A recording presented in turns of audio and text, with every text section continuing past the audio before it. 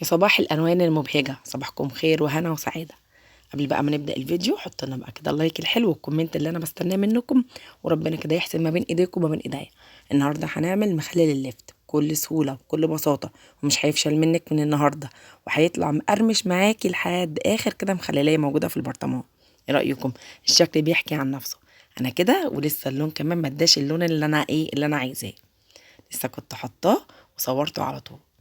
هنا بقى انا جبت الليفت بتاعي وغسلته وشلت بقى كل اللي هي القشور اللي بتبقى فيه الشعيرات والحاجات دي كلها، وخليته زي الفل. والنهارده بقى انا هخلي العرش ده واول مره هعمله، امي بتعمله عجبني قوي كان طعمه حلو، فانا النهارده هملح برده العرش بتاعه دوت معايا. غسلته وخليته زي الفل زي ما انتم شايفين.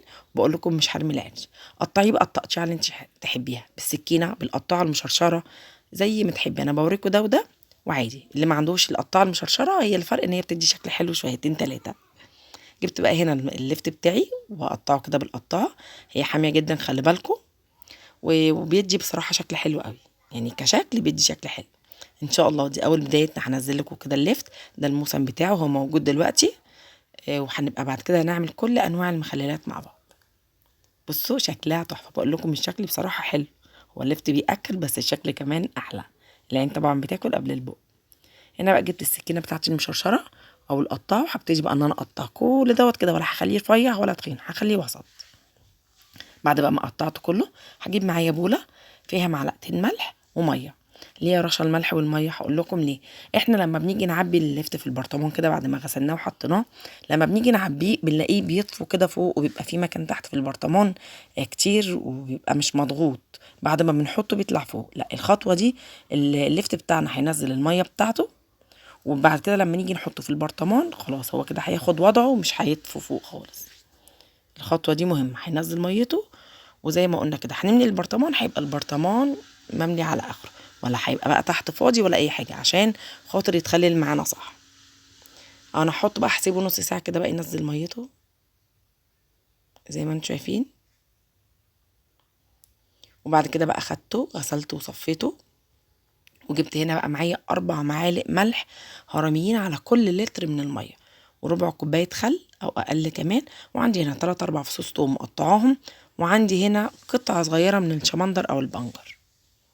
كل ده جبته كده على جنب، وزي ما قلت لكم جبت بقى هنا لتر من الميه، وكل لتر من الميه عليه 4 معالق من الملح، ويفضل ملح خشن. انا ما كانش موجود عندي بس ملحت بالملح العادي بتاعنا، مفيش اي مشكله خالص. نزلت هنا ب3 4 المعالق الخل، هم عاملين اقل من ربع كوبايه.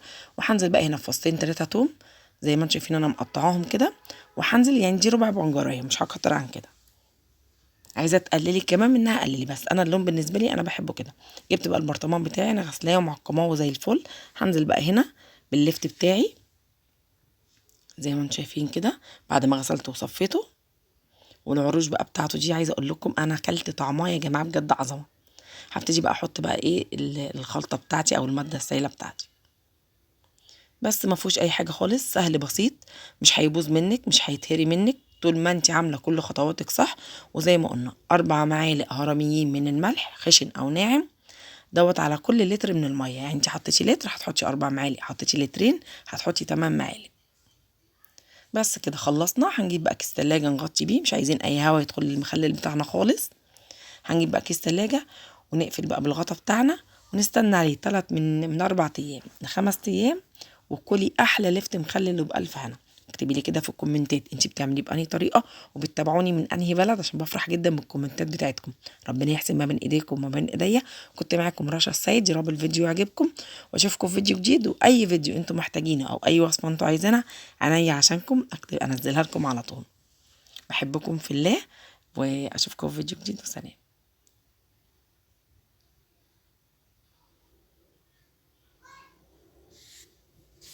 سلام.